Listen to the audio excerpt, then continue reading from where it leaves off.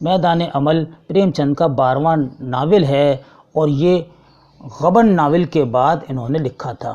میدان عمل کا سنِ تصنیف پروفیسر قمر رئیس کے مطابق 1929 یا 1930 ہے اور 1932 میں ویسے یہ منظر عام پر آیا تھا۔ پریم چند نے میدان عمل کرم بھومی کو 1931 میں مکمل کیا اور 1932 میں یہ شائع ہوا۔ یہ وہ زمانہ تھا جب آزادی کی جدوجہد سارے ہندوستان میں پھیل چکی تھی۔ شہروں سے لے کر دیہاتوں تک یعنی کہ گاؤں گاؤں تک آزادی کے حصول کا جذبہ بیدار ہو چکا تھا۔ سیاسی کشمکش بڑھتی جا رہی تھی۔ سیاسی حالات کے اس پس منظر کو سامنے رکھ کر میدان عمل کا مطالعہ کیا جائے تو ایسا محسوس ہوتا ہے کہ ہم ہندوستان کی افسانوی تاریخ کا مطالعہ کر رہے ہیں۔ پریم چند نے اس دور کے سارے ہیجان اور گہما گہمی کو اس درجہ فہمی رکھ رکھاؤ کے ساتھ سمیٹ لینا ہے کہ سیاسی سرگرمیوں کی پوری فضا میدان عمل میں سانس لیتی نظر آتی ہے۔ اس ناول میں سیاسی صورتحال کے ساتھ معاشی اور سماجی زندگی بھی بھرپور طرح سے سامنے آتی ہے۔ اس زمانے کی ساری تحریکیں اس ناول میں ملتی ہیں۔ اس طرف لگان کی تخفیف کی تحریک ملتی ہے تو دوسری طرف گرام سدھار تحریک نظر آتی ہے۔ اچھوتوں کے لیے مندروں کے دروازے خود ہی سیوا آشرم بن رہے ہیں۔ مزدوروں کی تنظیم کا بیان بھی ہے اور اقتصادی بہترین کی کوششوں کا ذکر بھی ہے۔ اس طرح میدان عمل میں اس دور کی تحریکوں کا احاطہ بھی کیا گیا ہے اور اس دور کے لوگ جن جذبات اور احساسات سے گزر رہے تھے اس کا بیان بھی ہے۔ یوں خارجی دنیا اور داخلی دنیا دونوں کی تصویر کشی اس ناول میں ملتی ہے۔ اس لحاظ سے یہ ناول پریم چند کا زبردست فنی کارنامہ ہے کیونکہ اس ناول سے پہلے پریم چند نے ہندوستان کی جدوجہد آزادی کو اس کے مختلف پہلوؤں سمیت اس درجے فنکارانہ تکمیل کے ساتھ کبھی پیش نہیں کیا تھا۔ جہاں تک ہندوستان کی جدوجہد آزادی کی پیشکش کا سوال ہے، اس کو پریم چند کا شاہکار کہا جا سکتا ہے۔ یہ پریم چند کا شاہکار ناول ہے دوستو میدان عمل۔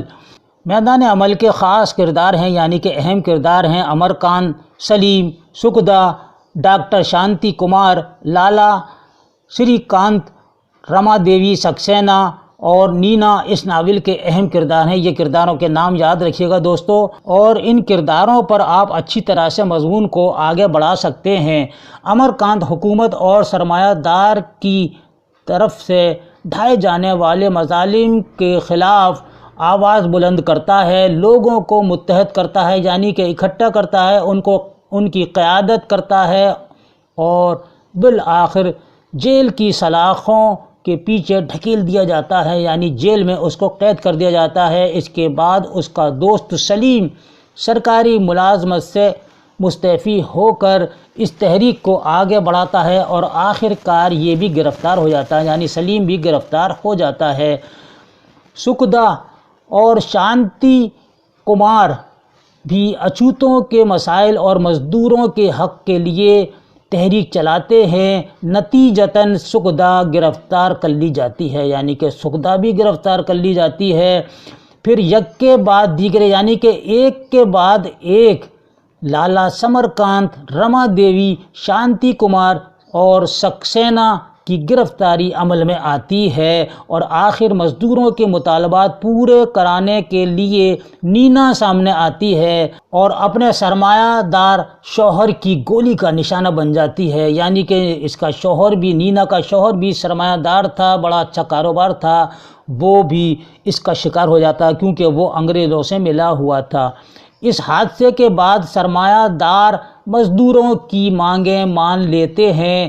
ناول میں انگریزوں کی زیادتیوں اور ان کے خلاف ہندوستانیوں کے غم و غصے کے اظہار کے لیے منی کی عصمت دری کے واقعے پر خاصا زور دیا گیا ہے۔ منی چند انگریزوں کی ہوس کا شکار ہو جاتی ہے یعنی کس کی عصمت دری ہوتی ہے؟ منی کی ہوتی ہے اور انتقاماً ایک انگریز کو قتل کر دیتی ہے یعنی اپنا بدلہ لینے کی غرض سے منی جو ہے ایک انگریز کا قتل کر دیتی ہے۔ مقدمہ چلتا ہے اور ہر پیشی پر ایک جمع غزیر کچہری کے دروازے پر کھڑا ہو جاتا ہے، یعنی کہ بہت زیادہ بھیڑ کھڑی ہو جاتی ہے کچہری کے دروازے پر۔ سب کی ہمدردیاں اس مظلوم مجرم کے ساتھ ہیں، یعنی منی کے ساتھ ہیں، جنہیں جد و جہد آزادی سے کچھ خاص دلچسپی نہیں۔ وہ بھی منی کی رہائی چاہتے تھے، یعنی اس کی آزادی چاہتے تھے منی کی۔ میدان عمل میں پریم چند مذہب کی آڑ میں کی جانے والی سماجی ناانصافی کو بھی پیش کرتے ہیں اور ایک طویل جدوجہد کے بعد اچھوتوں کے لیے مندر کے دروازے کھلوانے میں کامیاب ہو جاتے ہیں۔ یہ میدان عمل کا مختصر خلاصہ تھا۔ دوستو، امرکانت، سلیم، شکدہ، ڈاکٹر شانتی کمار، لالا سمرکانت، رما دیوی سکسینہ، نینا اس ناول کے اہم کردار ہیں اور 1932 میں یہ چھپا تھا۔ اردو کے دلچسپ اور معلوماتی ویڈیو دیکھنے کے لیے ایم خورشید خاں کا اردو ادب یوٹیوب چینل کو ضرور سبسکرائب کریں اور گھنٹی کے نشان کو ایک بار دبا دیں تاکہ ہماری ہر نئی ویڈیو کا نوٹیفیکیشن آپ کو سب سے پہلے مل جائے۔ مزید معلومات کے لیے رابطہ کریں 8477965321 پر۔